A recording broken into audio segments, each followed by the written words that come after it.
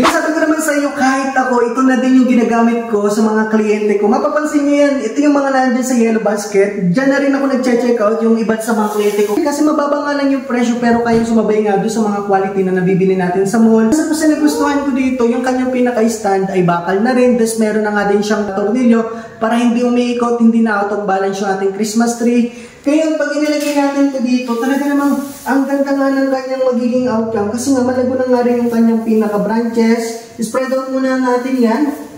Papakita ko sa inyo, ayan.